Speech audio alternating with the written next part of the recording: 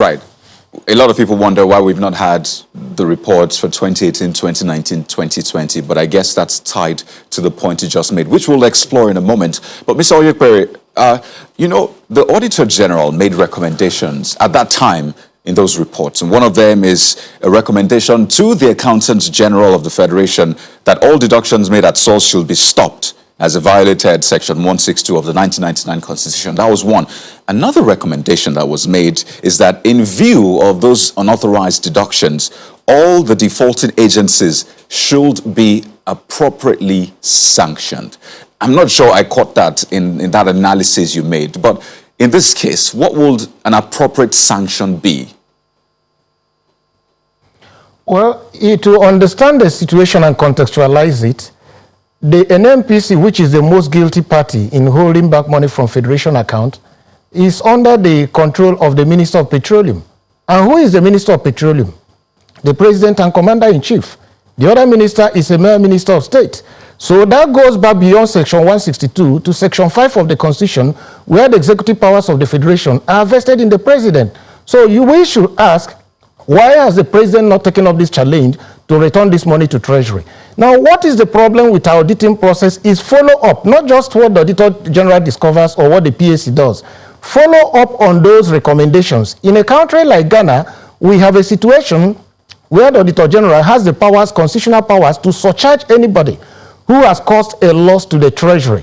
And also, like the recommendations of the Auditor General, if it is for individuals who are not accounting officers working in a ministry, department, or agency, it is the permanent secretary, executive secretary, and accounting officer who has a responsibility to ensure that that money is recovered.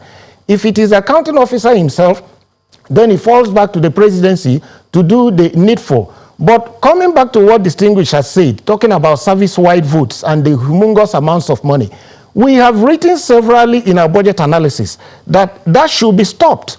You cannot simply go like in 2021, you have SDG 1, 200, about 40 billion, SDG 2, 30 billion, SDG 3. You list 6 things that are nebulous, have no meaning, for a vote of about 150 billion.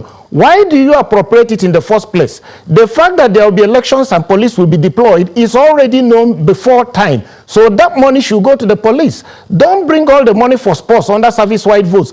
Give it to the Ministry of Youths. If you are doing infrastructure under SDGs, give it to the Ministry of Works.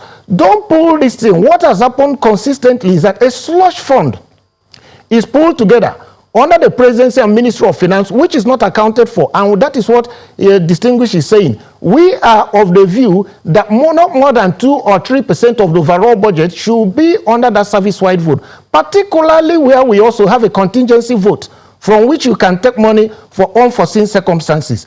And most of what he has mentioned are not unforeseen. They are daily occurrences. And that brings me back to the audit bill he talked about, which was passed by the 8th National Assembly. That was one bill that fell through the cracks. The president neither returned it with excuses or reasons for not assenting to the bill, neither did he assent to it. And as of today, it just fell through the cracks. And we are expecting this 9th National Assembly to bring that bill back as expeditiously as possible so that it will be passed, given back to the president, and there will be no reason, because it appears the powers that be want to subjugate that office of the Auditor General, which is the foremost anti-corruption office in the country. It's a constitutional office which is supreme. Both the EFCC and ICPC are creatures of statute, which are inferior laws compared to the Constitution. But go and look at their budgets, vis-a-vis that the budget of the Auditor General. Most of their budget double and treble the budget of the Auditor General, which is Mr. Onyekwere, just